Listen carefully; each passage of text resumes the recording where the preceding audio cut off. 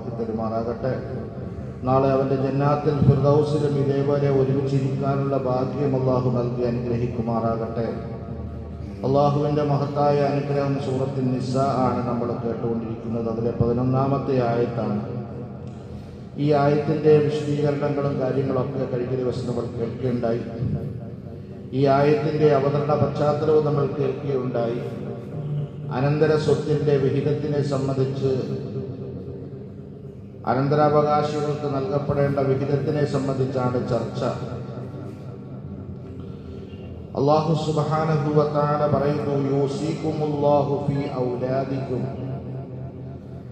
നിങ്ങളുടെ മക്കളുടെ കാര്യത്തിൽ അല്ലാഹു സുബ്ഹാനഹു വ തആല നിങ്ങളെ വേണ്ട രൂപത്തിൽ ഉപദേശിക്കുന്നു. ആ ഉപദേശം നിങ്ങൾ ശ്രദ്ധിച്ച് കേൾക്കണേ. ലിദ്ദക്കരി മിത്ലു ഹദ്ദിൽ ഉൻസയൈൻ.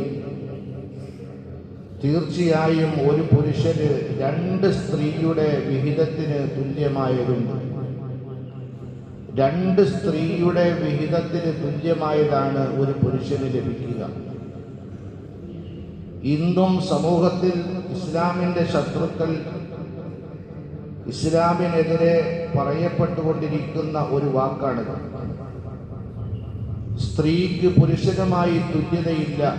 ഏതുപോലെ സ്വത്ത് വിഭജനത്തിൽ പോലും യാതൊരു തുല്യതയും പരിഗണനയും ഇസ്ലാം നൽകുന്നില്ല എന്നുള്ള പ്രചണ്ഡമായ വാദം യഥാർത്ഥത്തിൽ സത്യത്തിനെ മൂടിവെക്കുകയാണ് ഇവിടെ ചെയ്യുന്നത്. ഇതിന്റെ തുടക്കത്തിൽ തന്നെ നമ്മൾ കേൾക്കുകയുണ്ടായി, ആരംഭ കാലഘട്ടത്തിൽ സ്ത്രീകൾ എന്ന് പറയപ്പെടുന്നവർക്ക് ഓഹരി തന്നെ നൽകപ്പെട്ടിരുന്നില്ല, അനന്തര സ്വത്തിന്റെ അവകാശം തന്നെ നൽകപ്പെട്ടിരുന്നില്ല, സ്ത്രീകൾക്കും കുട്ടികൾക്കും നൽകപ്പെട്ടിരുന്നില്ല. ചരിത്രം നമ്മൾ കേട്ടതാണ്. അഷ്റഫുൽ ഖൽഖ് റസൂലുള്ളാഹി സ്വല്ലല്ലാഹു അലൈഹി വസല്ലമ തങ്ങളുടെ അടുക്കൽ ആവലാദികളുടെ പെരുമഴ തന്നെ ഉണ്ടായി. സ്ത്രീകൾക്ക് സ്വത്ത് ലഭിക്കാത്തതിന്റെ പേരിൽ അവർ വല്ലാതെ കഷ്ടപ്പെട്ടു. ആ അവസ്ഥകളൊക്കെ നമ്മൾ ചർച്ച ചെയ്തു കേട്ടു. ആ ഒരു കാലഘട്ടത്തിൽ നിന്നിട്ടാണ് സ്ത്രീക്ക് അവകാശമുണ്ട്, അനന്തര സ്വത്തിൽ അവകാശമുണ്ട് എന്ന് പരിശുദ്ധമായ ദീനുൽ ഇസ്ലാം ആദ്യമായി കൽപ്പിക്കുന്നു. സ്ത്രീക്ക് സ്വത്തവകാശം ഈ ലോകത്തിൽ ആദ്യമായി അനുവദിച്ചു നൽകുന്നത് പരിശുദ്ധമായ ദീനുൽ ഇസ്ലാമാണ്, ഖുർആനാണ്. ഒന്നാമത്തത്. രണ്ടാമത്തത്, ഒരു സ്ത്രീയെ സംബന്ധിച്ചിടത്തോളം അവളുടെ ഗാർഹിക ജീവിതത്തിൽ, അഥവാ അവളുടെ ബാപ്പയോടൊത്ത് ഉമ്മയോടൊത്തുള്ള അവളുടെ ജീവിതത്തിൽ അവളുടെ മുഴുവൻ ഉത്തരവാദിത്വവും ബാപ്പയുടെ ചുമതലയാണ്. പഠനമായാലും വസ്ത്രമായാലും ഭക്ഷണമായാലും സകല ചിലവുകളും വഹിക്കുന്നത് പിതാവാണ്. പിതാവിന്റെ കയ്യിൽ നിന്ന് പെണ്ണിന്റെ സംരക്ഷണം മറ്റൊരാളുടെ കയ്യിലേക്ക്, അഥവാ ഭാര്യയായി വിവാഹിതയായി പെണ്ണ് പോകുമ്പോൾ ആ പെണ്ണിന് സ്വമേധയാ തന്നെ പരിശുദ്ധമായ ദീനുൽ ഇസ്ലാം വലിയൊരു സംഖ്യ സ്വത്ത് അവൾക്ക് നൽകപ്പെടുന്നു, അവളുടെ കൈകളിലേക്ക് എത്തുന്നു. അഥവാ അവളുടെ മഹർ, വിവാഹമൂല്യം എന്ന് പറയുന്നു. അത് സ്ത്രീക്ക് ഏറ്റവും അവർക്ക് അവകാശപ്പെട്ടതാണ്, നിർബന്ധ ബാധ്യതയായി നൽകപ്പെടേണ്ടതാണ്. അപ്പൊ നല്ലൊരു സ്വത്ത് തന്നെ മഹറിലൂടെ പെണ്ണിന്റെ കയ്യിലേക്ക് വരും. ഇനി വിവാഹം കഴിക്കുന്ന ഭർത്താവാകട്ടെ, ആ ഭർത്താവിന്റെ മേൽ ചുമതലയാണ് ഭാര്യയെ നല്ല നിലയിൽ നോക്കുക എന്നുള്ളത്. നല്ല നിലയിൽ നോക്കുക എന്നുള്ളത് എന്ന് പറഞ്ഞാൽ എന്താണ്? അവളുടെ വസ്ത്രം, അവളുടെ പാർപ്പിട സൗകര്യം, അതേപോലെ തന്നെ ഭക്ഷണം എന്ന് വേണ്ട സകല ചിലവുകളും വഹിക്കാൻ ഉത്തരവാദിത്തപ്പെട്ടവരാണ്, നിർബന്ധ ബാധ്യതയുള്ളവരാണ് പുരുഷൻ എന്ന് പറയപ്പെടുന്നത്. അപ്പൊ അവിടെയും സ്ത്രീ എന്ത് ചെയ്യുന്നില്ല? ധനം വിനിയോഗിക്കേണ്ടെന്ന യാതൊരു സാഹചര്യവും അവളെ സംബന്ധിച്ചിടത്തോളം ഇല്ല. അപ്പൊ നോക്കൂ നിങ്ങൾ, വിവാഹപ്രായം എത്തുന്നതിന് മുമ്പ് പിതാവിന്റെ കരങ്ങളിൽ, പിതാവിന്റെ സംരക്ഷണയിൽ, വിവാഹം കഴിച്ച് കഴിഞ്ഞതിന് ശേഷമോ ഭർത്താവിന്റെ സംരക്ഷണയിൽ മാത്രമല്ല, ഭർത്താവിൽ നിന്ന് അവകാശമായി ഒരു സ്വത്ത് തന്നെ അവൾക്ക് ലഭിക്കുന്നു, അഥവാ മഹർ എന്ന് പറയപ്പെടുന്ന സ്വത്ത് തന്നെ ലഭിക്കുന്നു. ഇങ്ങനെ ഇതൊക്കെ ലഭിക്കുമ്പോഴും സ്ത്രീയെ സ്ത്രീയെ സംബന്ധിച്ചിടത്തോളം സാമ്പത്തികമായ ചുമതലകളിൽ നിന്ന് ഒഴിവാക്കപ്പെട്ടിരിക്കുകയാണ്. പക്ഷെ ഇന്നത്തെ കാലഘട്ടത്തിൽ സ്ത്രീകൾ തൊഴിലെടുക്കുന്നുണ്ട്, ജോലി ചെയ്യുന്നുണ്ട്. സർക്കാർ ജോലി ചെയ്യുന്നവരുണ്ട്, അല്ലാത്തവരുണ്ട്, തൊഴിലെടുക്കുന്നവരുണ്ട്. സ്ത്രീകൾക്കും അവരുടേതാകുന്ന വരുമാന മാർഗങ്ങൾ അവർക്ക് ലഭിച്ചു തുടങ്ങുന്നുണ്ട്. പക്ഷേ അത് അവരുടെ ഉത്തരവാദിത്തമല്ല. കുടുംബത്തിനെ പോറ്റേണ്ടത് ആരാണ്? വിവാഹം കഴിക്കുന്ന പുരുഷനാണ്. അങ്ങനെയുള്ള പുരുഷനോടെ വിവാഹം കഴിക്കാൻ പറഞ്ഞിട്ടുള്ളൂ. അപ്പോ മുഴുവൻ സാമ്പത്തിക ബാധ്യതകളും ചുമലിൽ നിന്ന് ഒഴിവാക്കപ്പെട്ടിരിക്കെ തന്നെ വലിയൊരു സാമ്പത്തിക മഹറിലൂടെ സ്ത്രീക്ക് ലഭിക്കുകയും ചെയ്യുന്നതിനോടൊപ്പം പരിശുദ്ധമായ ദീനുൽ ഇസ്ലാം എന്ന് പറയുന്നു, രണ്ട് സ്ത്രീകൾക്ക് ലഭിക്കുന്നതിന്റെ വിഹിതമാണ് പുരുഷൻ ലഭിക്കുക എന്ന് പറഞ്ഞാൽ സ്ത്രീക്ക് അവിടെ അനന്തരാവകാശം ലഭിക്കുന്നു, സ്ത്രീക്ക് അനന്തരാവകാശം നൽകണം എന്ന് പരിശുദ്ധമായ ദീനുൽ ഇസ്ലാം പറയുന്നു. കണ്ടു, ഇതിൽ എവിടെയാണ് അനീതി എന്നുള്ളത്? ഇത്തരം ചില കാര്യങ്ങളെ കണ്ണടച്ചിട്ട് ഇസ്ലാമിനെതിരെ അങ്ങ് വിമർശിക്കുന്നവർ വിമർശിക്കുകയാണ്. കാര്യങ്ങൾ മനസ്സിലാക്കുമ്പോഴാണ് അതിന്റെ ബോധം അവർക്കുണ്ടാകുന്നത്. അള്ളാഹു മനസ്സിലാക്കി തരുമാറാകട്ടെ. രണ്ടാമതായി അള്ളാഹു പറഞ്ഞു,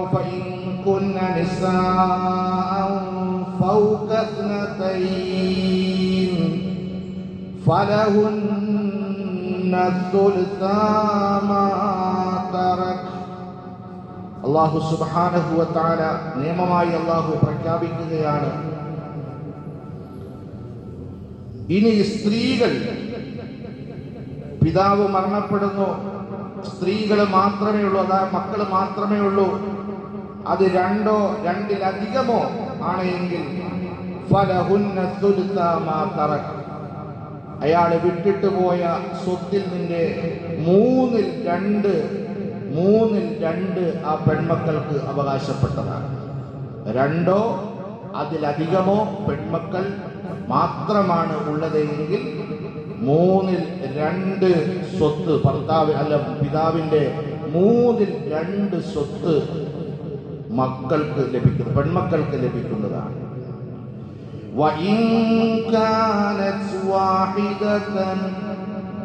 ഇനി ഒരു പെണ്ണ് മാത്രമേ ഉള്ളൂ, പിതാവ് മരണപ്പെട്ടിരിക്കുകയാണ്, ഒരു പെണ്ണ് മാത്രമേ ഉള്ളെങ്കിൽ ആ പെണ്ണിന് ലഭിക്കുന്നത് ഫലഹൻ നിസ്ഫു, സ്വത്തിന്റെ മുഴുവൻ സ്വത്തിന്റെ പകുതിയാണ് ആ മകൾക്ക് ലഭിക്കുന്നത്. നോക്കുന്നുണ്ട്. ഇനി അതുപോലെ ഫലി അബവൈഹി ലികുല്ലി വാഹിദിൻ മിൻഹുമാ സുദുസു മിമ്മാ തറക, ഇനി മരിച്ചയാൾക്ക്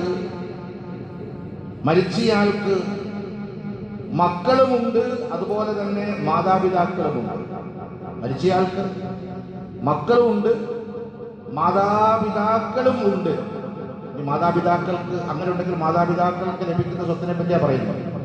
മരിച്ചയാൾക്ക് മക്കളുണ്ട്, അതേപോലെ തന്നെ മാതാപിതാക്കളുമുണ്ട്.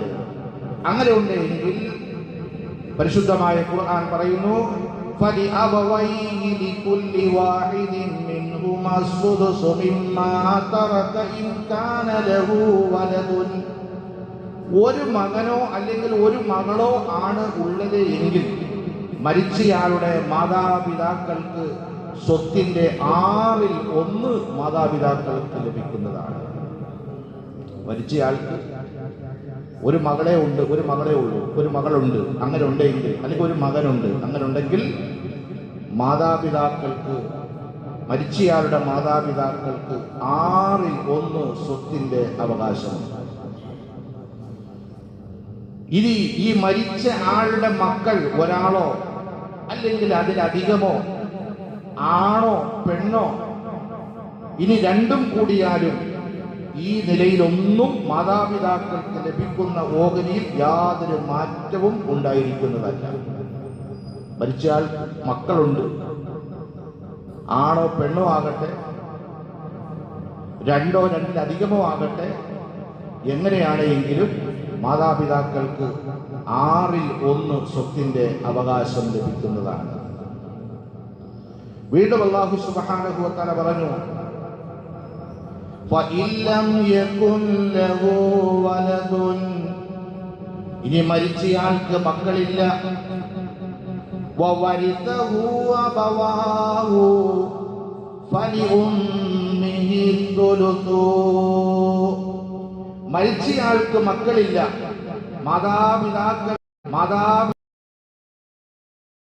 മാതാപിതാക്കൾ അനന്തരാവകാശികളാവുകയാണ് എങ്കിൽ മാതാവിന് 1/3 മാതാവിന് ലഭിക്കുന്നതാണ്. ആ 1/3 ബാക്കി മുഴുവനും മരിച്ചയാളിന്റെ പിതാവിനും ലഭിക്കുന്നതാണ്. മക്കളില്ലായ്മ, മക്കളുണ്ടെങ്കിൽ മാതാപിതാക്കൾക്ക് കിട്ടുന്നത് എത്രയാണ്? 1/6 കിട്ടും. മരിച്ചയാൾക്ക് മക്കളില്ല എങ്കിൽ ഉമ്മായിക്ക് 1/3 കിട്ടും. ബാക്കിയുള്ളത് മുഴുവനും ആർക്കാണ്? വാപ്പായ്ക്കാണ്, പിതാവിനാണ്. ഇനി നിയമം മാറും. എപ്പോഴാണ്?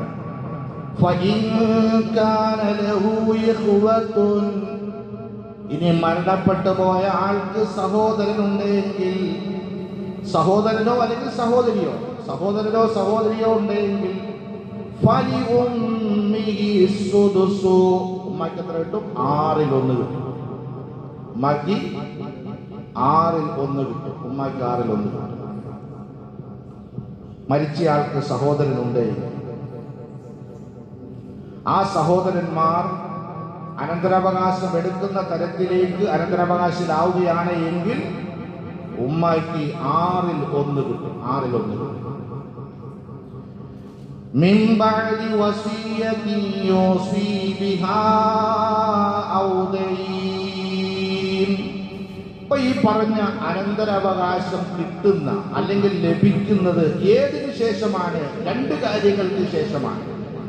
ശ്രദ്ധിക്കണേ, അത് പോയിട്ട് നമ്മൾ ശ്രദ്ധിക്കണം. അതിൽ ഒന്നാമത്തത്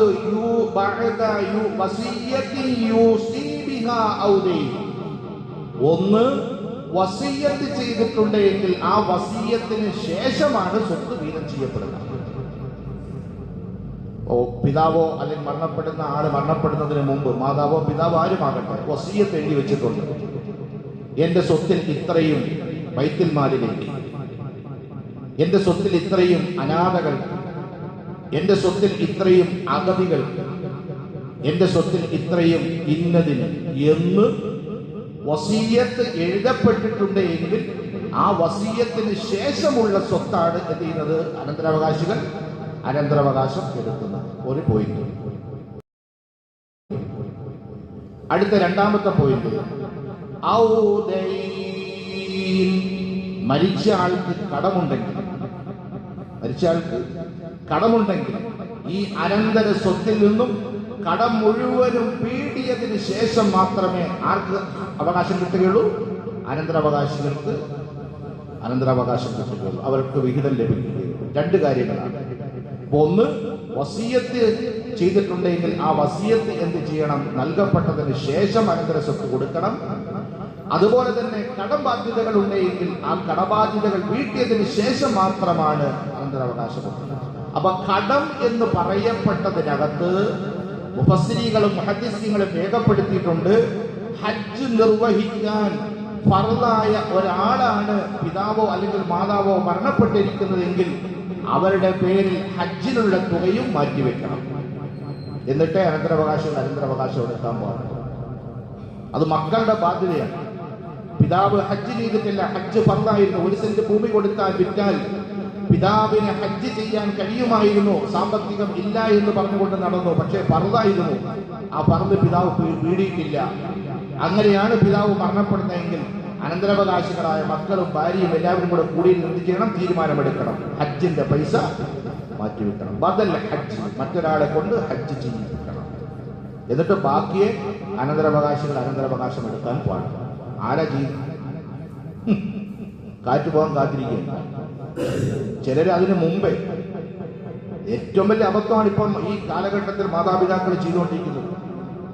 മാതാപിതാക്കൾ ഒറ്റപ്പെടാനുണ്ടായ കാരണം എന്താണ്? അവര് ജീവിച്ചിരിക്കുമ്പോൾ തന്നെ അവരെന്ത് ചെയ്യുന്നു? അവരുടെ സ്വത്തുക്കൾ മക്കളുടെ പേരിൽ എഴുതി വെച്ചിട്ട് അവസാനം ഈ ഒരു മക്കൾ നോക്കാത്തൊരവസ്ഥ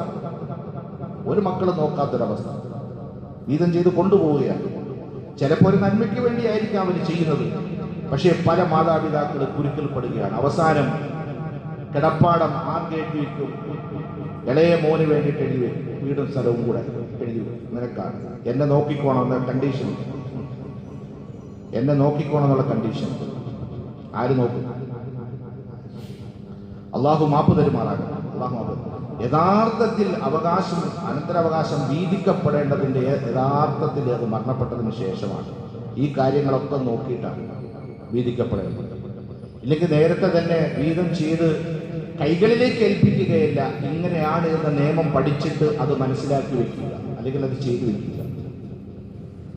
ഇന്നത്തെ കാലഘട്ടത്തിൽ അങ്ങനെ അതൊക്കെയാണ്. അതുകൊണ്ട് ഞാൻ എൻ്റെ സഹോദരന്മാരുടെ, പ്രത്യേകിച്ച് വയസ്സായ എൻ്റെ മാതാപിതാക്കളോട് ഞാൻ പറയുകയാണ്, ഇന്നത്തെ സാഹചര്യം മനസ്സിലാക്കി പറയുകയാണ്, നിങ്ങൾ നന്നായിട്ട് ഭക്ഷണം കഴിക്കുള്ളതുകൊണ്ട് മുറുക്കി മുറുക്കി മുറുക്കി മുറുക്കി മക്കൾക്ക് കൊടുക്കാൻ വേണ്ടി മാറ്റി മാറ്റി മാറ്റി മാറ്റി മാറ്റി നിങ്ങൾ ലാവിഷായിട്ട് നിങ്ങൾ നല്ല പോലെ അടിച്ചു പൊളിച്ച് നിങ്ങൾ നല്ല പോലെ ചെയ്യും, നല്ല ഭക്ഷണം കഴിക്കും, നല്ല വസ്ത്രം ധരിക്കും, പോകണമെന്ന് തോന്നിടത്തെല്ലാം നിങ്ങൾ വണ്ടി വിളിച്ച് സ്വത്ത് ഉപയോഗപ്പെടുത്തി നിങ്ങൾ പോയി, നിങ്ങൾ നന്നായിട്ട് പോയി, നന്നായിട്ട് പോയി. അല്ലെങ്കിൽ ഇതൊന്നും നിങ്ങളുടെ ജീവിതത്തിൽ നടക്കാൻ പോകുന്നില്ല. അല്ലെങ്കിൽ ഏറ്റവും നല്ല ദീനി നിഷ്ഠയുള്ള, തഖ്വയുള്ള, ആഖിറത്തിലെ ഭയമുള്ള ആണോ പെണ്ണോ, മരുമക്കൾ നോക്കുക, അവരുടെ ഉത്തരവാദിത്വമൊന്നും അല്ല. മരുമക്കൾ വിവാഹം കഴിച്ചു കൊണ്ടുവരുന്ന മകൻ, വിവാഹം കഴിച്ചു കൊണ്ടുവരുന്ന മരുമകള് നമ്മളെ നോക്കണമെന്നും പരിപാലിക്കണമെന്നും നമ്മളെ സംരക്ഷിക്കണമെന്നും ഒരു ബാധ്യതയും ആ മരുമകളുടെ പേരിലില്ല. നിങ്ങൾ അങ്ങനെ ആരും ഒരാളോട് നിങ്ങൾ പരാതി പറയുന്നു, എൻ്റെ മരുമകൾ എന്നെ നോക്കുന്നില്ല, എൻ്റെ മരുമകൾ എനിക്ക് ആഹാരം വെച്ച് തരുന്നില്ല, എൻ്റെ മരുമകൾ എൻ്റെ വസ്ത്രം എനിക്ക് തരുന്നില്ല, ഒരു ഉത്തരവാദിത്വം അവർക്കില്ല. അതിനുവേണ്ടി എല്ലാ മകൻ വിവാഹം കഴിച്ചു. മകന്റെ ഉത്തരവാദിത്വമാണ്, മകന്റെ ഉത്തരവാദിത്വമാണ്. അള്ളാഹു മനസ്സിലാക്കാൻ തൗഫീഖ് നൽകി അനുഗ്രഹിക്കുമാറാകട്ടെ. അപ്പോ മിൻ ബഅദി വസിയ്യതി യൂസി ബിഹാ ഔ ദൈൻ. നോക്കൂ, അടുത്ത തൊട്ടടുത്ത വാക്ക് നിങ്ങൾ കേട്ടോളി. ആബാഉകും വഅബ്നാഉകും ലാ തദറൂന അയ്യുഹും അഖ്റബു ലക്കും നഫ്ആ. അല്ലാഹു സുബ്ഹാനഹു വ തആല പറയുകയാണ്, മാതാപിതാക്കളാണോ അതല്ല മക്കളാണോ നിങ്ങൾക്ക് ഏറ്റവും കൂടുതൽ ഉപകരിക്കുക എന്ന് നിങ്ങൾക്കറിയുകയില്ല. മാതാപിതാക്കളാണോ മക്കളാണോ നിങ്ങൾക്ക് ഉപകരിക്കുക എന്ന് ഏറ്റവും കൂടുതൽ നിങ്ങൾക്ക് അറിയുകയില്ല. അതുകൊണ്ട് ഫരീളത്തൻ മിനല്ലാഹ്, സ്വത്ത് ഇങ്ങനെ ഓഹരി ചെയ്യണമെന്നുള്ളത് അള്ളാഹുവിന്റെ നിയമമാണ്, അള്ളാഹുവിന്റെ നിയമമാണ്. ഇന്നല്ലാഹ കാന അലീമൻ ഹകീമാ. അള്ളാഹു സർവ്വ കാര്യങ്ങൾ അറിയുകയും യുക്തിക്കനുമാണ് അള്ളാഹു സുബ്ഹാനഹു വ തആല. നിങ്ങളുടെ മുഴുവൻ കാര്യങ്ങളും കൃത്യമായി അറിയുന്നവനും രേഖപ്പെടുത്തുന്നവനും അത് യുക്തിപരമായ നിലയിൽ ഉപയോഗിക്കുകയും ചെയ്യുന്നവനാണ് അള്ളാഹു സുബ്ഹാനഹു വ തആല. അള്ളാഹു കാര്യങ്ങൾ മനസ്സിലാക്കാൻ തൗഫീഖ് നൽകി അനുഗ്രഹിക്കുമാറാകട്ടെ.